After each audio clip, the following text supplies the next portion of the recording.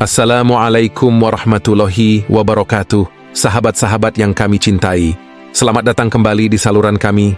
Dalam video berikut ini, kami akan berbagi pemikiran dan pandangan Ustadz Abdul Somad tentang berbagai aspek kehidupan sehari-hari dalam cahaya ajaran Islam.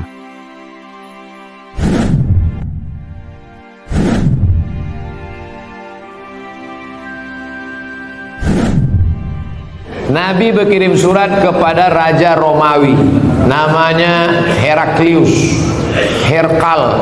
Apa kata Nabi? Aslim taslam. Kalau kau masuk Islam, kau selamat. Falaka ajrani, kau dapat 2 pahala. Kalau engkau baik, rakyatmu semuanya selamat dan kau dapat 2 pahala. Itulah enaknya jadi pemimpin. Karena kalau dia baik, rakyatnya baik, dia dapat 2 pahala. Tapi kalau kau tidak baik, falaka dzambul arisiyin, semua dosa anak-anak buahmu kau ikut menanggungnya. Oleh sebab itu maka yang paling pertama dapat naungan di akhirat nanti, sab'atun yuzilluhumullah, 7 golongan dapat naungan Allah. Saat itu naungan tak ada panas terik, tak ada atap. Di antara yang dapat naungan, yang pertama bukan ustaz, yang pertama bukan ulama, yang pertama al-imamul adil, pemimpin yang adil.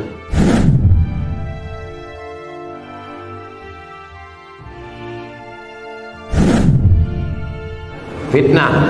In ja'akum fasiqun binaba'in, kalau datang orang bawa berita palsu, fatabayyanu, klarifikasi. Nah, salah tak selesai dengan ditulis di wall Facebook, tapi harus diselesaikan. Wa amruhum syura bainahum, diselesaikan dengan musyawarah.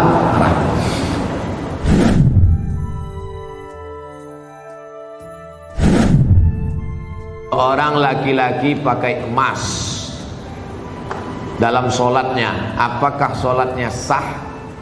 Emas itu bukan babi, kecuali dia membawa rantai babi, baru Arab.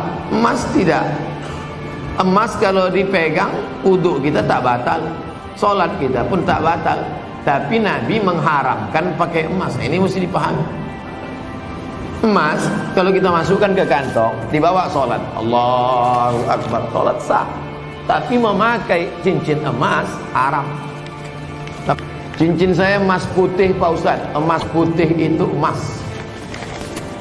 Emas putih itu emasnya 80, nikelnya 5. Emas putih itu emasnya 80%, nikelnya 5%, peraknya 18%, peraknya 15%. Maka warnanya putih, tapi dia emas juga.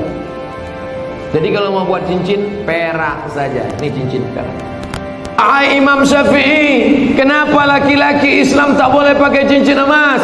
Apa kata Imam Syafi'i? Robek hati orang miskin menengok cincin emas. Aku makan pun payah, kau sampai hatilah pula pakai cincin emas. Hancur hati dia. Itu alasan ulama dulu. Tapi rupanya sekarang setelah ditemukan emas itu ada molekul-molekul kecil masuk ke dalam pori-pori, masuk ke dalam darah, masuk ke dalam jantung, menyebabkan penyakit Alzheimer, penyakit tua sebelum masanya, penyakit lemah, tak bertenaga. Banyak orang barat yang sudah kena pokoknya emas. Lalu kami yang perempuan Pak Ustaz, yang perempuan dia masuk ke dalam, keluar lagi melalui darah menstruasi haid.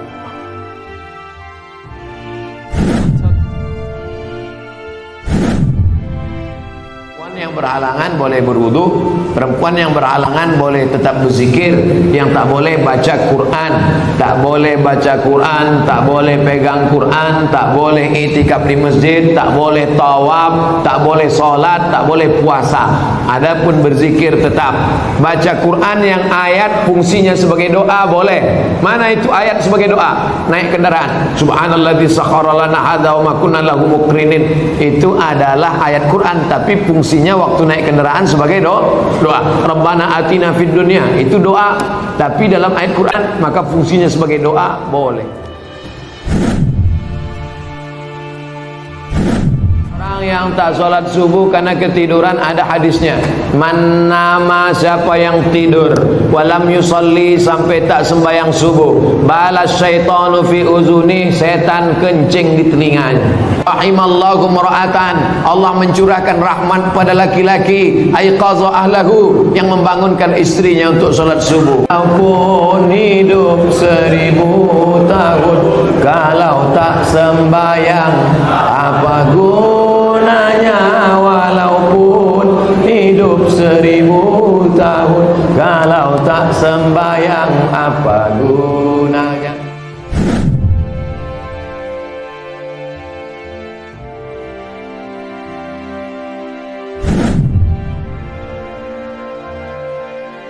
Sah laki-laki solat di rumah tapi tak di masjid.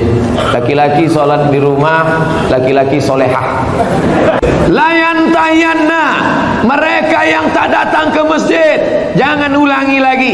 Yang solat di kantor, yang solat di rumah, yang solat di kamar, jangan ulangi lagi, kata Nabi. Kalau kalian tetap solat di rumah, la uharriqanna alaihim buyutahum, ku bakar rumah mereka. Nabi yang bilang, kalau kalian sholat di rumah, aku bakar rumah mereka. Kalau hidup Nabi sekarang, bertambah hotspot titik api. Saking banyaknya rumah yang dibakar Nabi.